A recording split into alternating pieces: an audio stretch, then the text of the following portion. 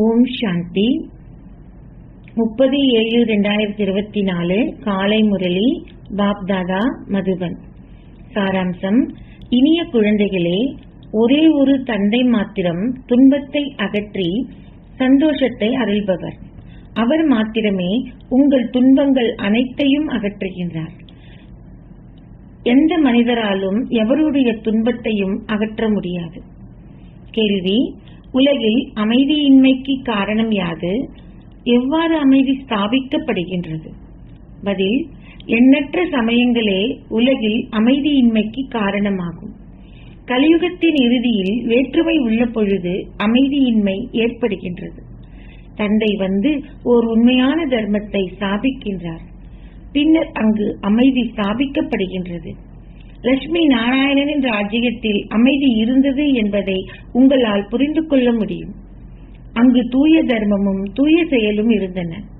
நன்மை அளிக்கும் தந்தை அப்புதிய உலகை மீண்டும் ஒருமுறை படைக்கின்றார். அங்கு அமைதியின்மை என்னும் குறிப்பே கிடையாது. ஓம் சாந்தி. ஆன்மீக தந்தை இங்கு அமர்ந்திருந்து ஆன்மீக குழந்தைகளாகிய உங்களுக்கு விளங்கப்படுத்துகின்றார். ஆன்மீக தந்தை மாத்திரம் ஞானக்கடல் என அழைக்கப்படுகின்றார். இது குழந்தைகளாகிய உங்களுக்கு விளங்கப்படுத்தப்பட்டுள்ளது.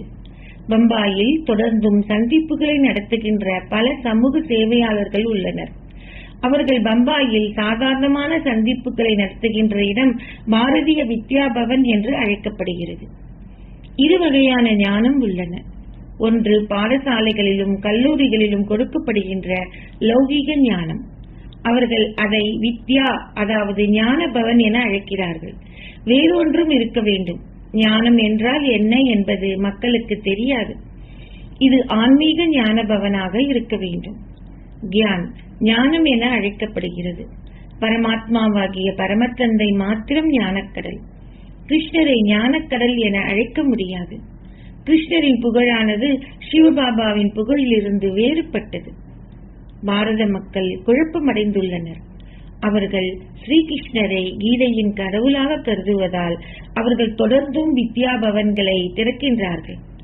அவர்கள் எதையும் புரிந்து கொள்வதில்லை. அந்த ஞானமே கீதா ஞானமாகும். ஞானக்கடல் என அழைக்கப்படுகின்ற ஒரே ஒரு தந்தையிடம் மாத்திரமே அந்த ஞானம் உள்ளது. இதை மனிதர்கள் அறிய மாட்டார்கள். உண்மையில் சமய நூல்கள் அனைத்தினதும் ரத்தனமாகிய ஒரே ஒரு பகவத்கீதையே பாரத மக்களின் சமய நூல் ஆகும். யாரை கடவுள் என்று அழைக்க முடியும்? இந்த நேரத்தில் பாரத மக்கள் இதையேனும் புரிந்து கொள்வதில்லை. அவர்கள் கிருஷ்ணரை அல்லது ராமரை அல்லது தங்களை பரமாத்மா என அழைக்கிறார்கள். இப்பொழுது தமோபிரதான் காலம். இது ராவண ராஜ்யமாகும். குழந்தைகளாகிய நீங்கள் எவருக்காவது விளங்கப்படுத்தும் பொழுது அவர்களுக்கு கூறுங்கள், கடவுள் சிவன் பேசுகிறார். ஒரே ஒரு பரமாத்மாவாகிய பரமத்தந்தை மாத்திரமே ஞானக்கடல் என்பதையும் அவரே சிவன் என்று அழைக்கப்படுகிறார் என்பதையும் அவர்கள் எல்லாவற்றுக்கும் முதலில் புரிந்து கொள்ள வேண்டும். மக்கள் சிவராத்திரியையும் கொண்டாடுகிறார்கள். ஆனால் எவராலும் எதையும் புரிந்து கொள்ள முடியாதுள்ளது. நிச்சயமாக சிவன் வந்திருக்க வேண்டும். இதனாலேயே அவர்கள் அவருடைய இரவை கொண்டாடுகிறார்கள். அவர்களுக்கு யார் சிவன் என்பது கூட தெரியாது. தந்தை கூறுகிறார், ஒரே ஒருவரே அனைவரினதும் கடவுள். ஆத்மாக்கள் அனைவரும் சகோதரர்கள். ஒரே ஒரு பரமாத்மாவாகிய பரமத்தந்தையே ஆத்மாக்கள் அனைவரதும் தந்தையாவார். அவரை ஞானக்கடல் என்று அழைக்கப்படுகிறார். தேவர்களிடம் இந்த ஞானம் இல்லை. எந்த ஞானம்? படைப்பவரின் அல்லது படைப்பின் ஆரம்பம், மத்தி, இறுதியின் ஞானம் எந்த மனிதரிடமுமே இல்லை. புராதன ரிஷிகளுக்கும் முனிவர்களுக்கும் கூட இது தெரியாது என அவர்கள் கூறுகிறார்கள். புராதன என்பதன் அர்த்தத்தை கூட அவர்கள் புரிந்து கொள்வதில்லை. புராதன என்றால் சத்திய திரேதா யுகங்கள் ஆகும். சத்தியுகமே புதிய உலகம். அங்கு ரிஷிகளும் முனிவர்களும் இருக்கவில்லை. ரிஷிகள் முனிவர்கள் போன்ற அனைவரும் பின்னரே வந்தார்கள். அவர்களிடமும் இந்த ஞானம் இல்லை. அவர்கள் நெத்தி, அதாவது இதுவுமல்ல அதுவுமல்ல என்று கூறுகின்றார்கள்.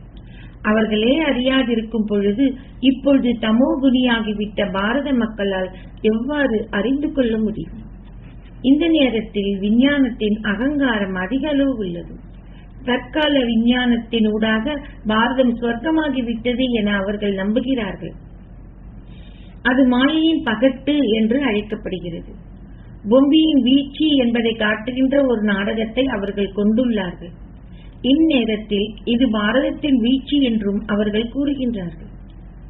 சத்தியுகமானது எழுச்சியாகும். இது இப்பொழுது வீழ்ச்சியாகும். இது ஸ்வர்க்கம் அல்ல, இதுவே மாயையின் பகட்டாகும். அது முடிவடைய வேண்டும். விமானங்கள், பெரிய மாளிகைகள், விளக்குகள் உள்ள காரணத்தினால் இதுவே ஸ்வர்க்கம் என்று மக்கள் நம்புகிறார்கள். ஒருவர் மரணிக்கும் பொழுது அவர்கள் ஸ்வர்க்கத்துக்கு சென்று விட்டார் என அவர்கள் கூறுகிறார்கள். இதிலிருந்தும் கூட அவர் ஸ்வர்க்கத்துக்கு சென்று விட்டார் எனில் அஸ்வர்க்கம் வேறொரு இடத்திலேயே உள்ளது என்றே அர்த்தம் என்பதை அவர்கள் புரிந்து கொள்வதில்லை. இது ராவணனின் பகட்டாகும். எல்லையற்ற தந்தை ஸ்வர்க்கத்தை ஸ்தாபிக்கின்றார்.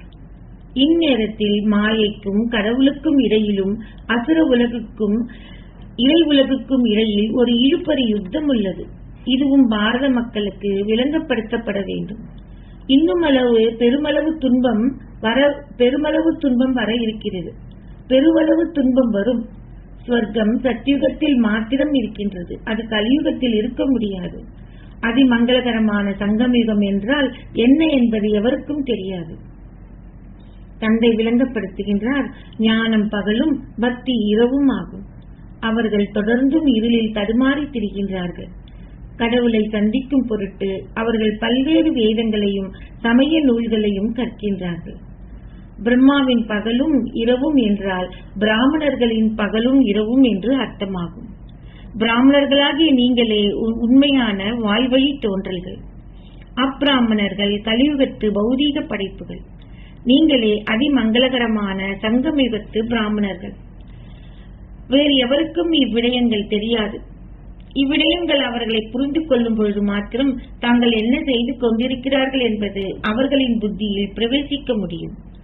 ஸ்வர்க்கம் என்று அழைக்கப்பட்ட பாரதம் சதோ பிரதானமாக இருந்தது. ஆகவே இது நிச்சயமாக நரகமாகும். இதனாலேயே அவர்கள் நரகத்திலிருந்து சொர்க்கத்திற்கு செல்கின்றார்கள். அங்கு அமைதியும் சந்தோஷமும் உள்ளன. அங்கு லட்சுமி நாராயணனின் ராஜ்யம் உள்ளது. எவ்வாறு மனித தனத்தொகையை குறைக்க முடியும் என்றும் எவ்வாறு அமைதியின்மையை குறைக்க முடியும் எனவும் உங்களால் விளங்கப்படுத்த முடியும். பழைய கலியுக உலகில் அமைதியின்மை உள்ளது. புதிய உலகில் மாத்திரம் அமைதி இருக்கின்றது. சொர்க்கத்தில் அமைதி இருக்கின்றது. அது ஆதி சனாதன தேவி தேவதா தர்மம் என்று அழைக்கப்படுகிறது.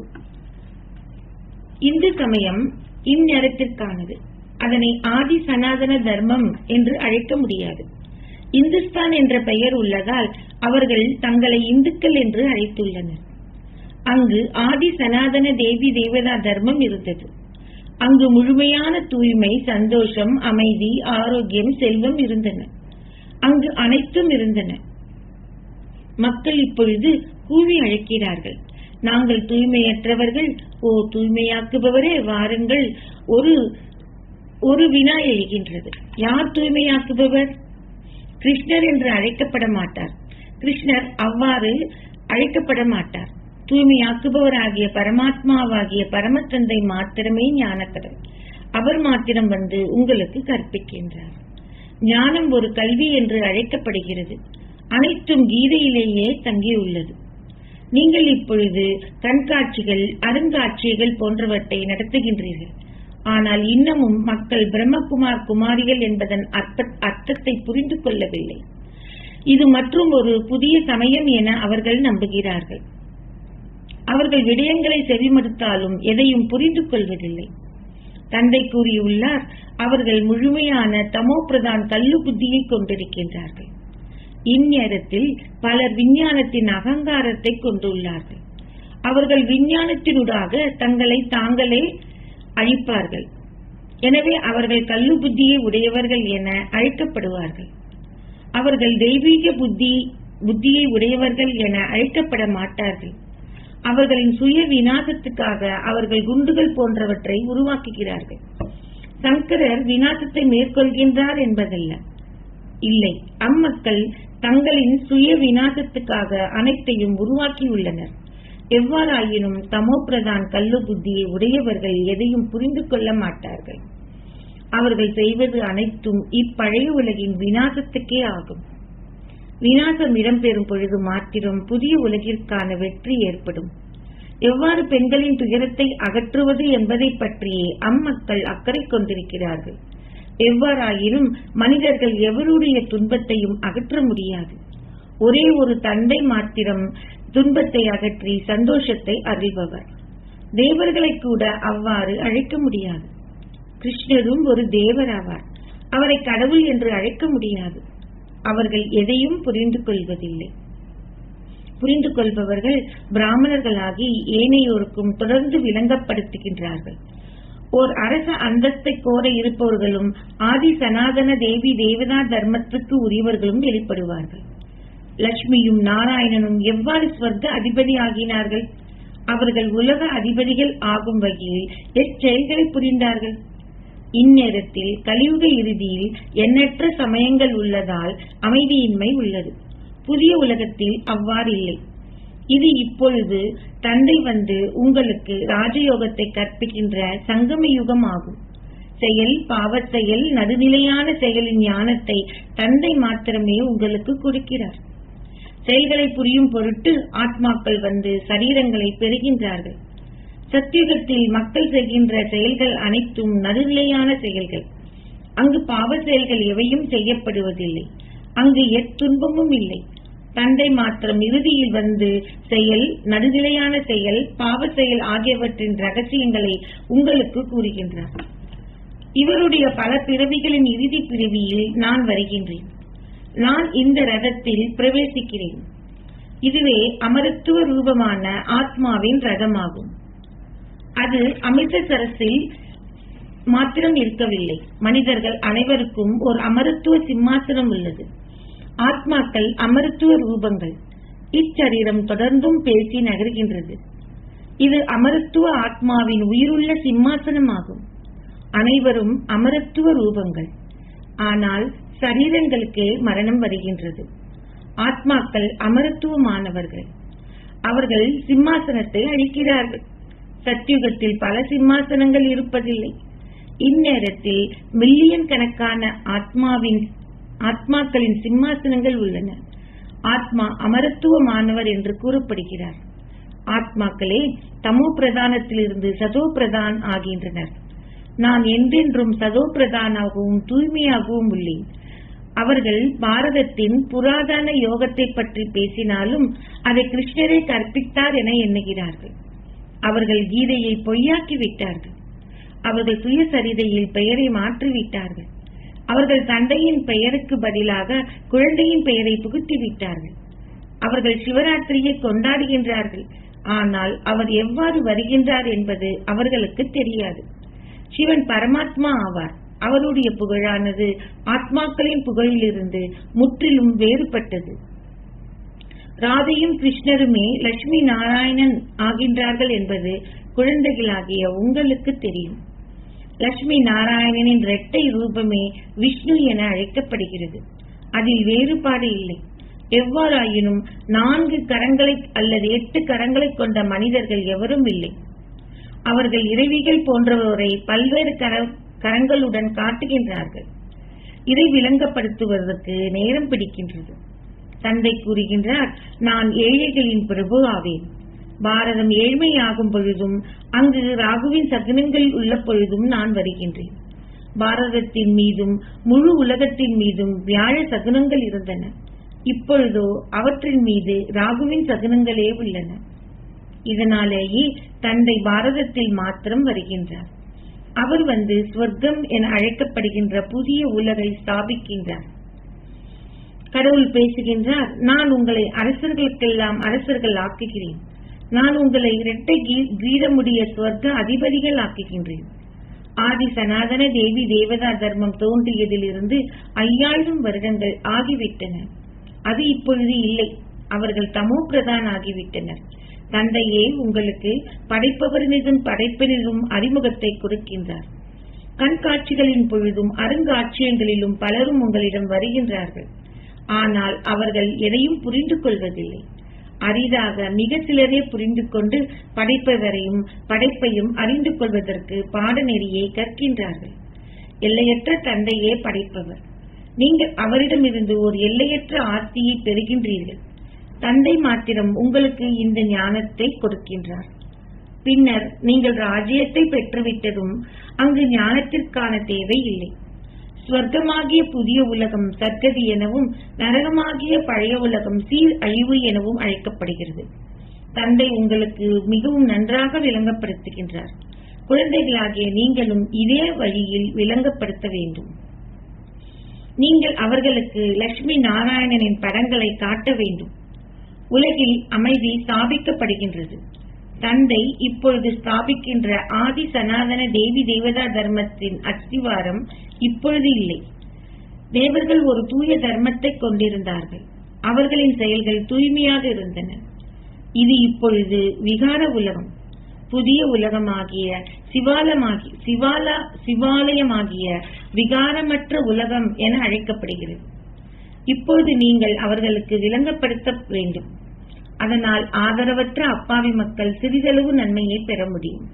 தந்தை மாத்திரமே நன்மை அளிப்பவர் என அழைக்கப்படுகின்றார். அவர் அதிமங்களகரமான சங்கமயுகத்தில் வருகின்றார்.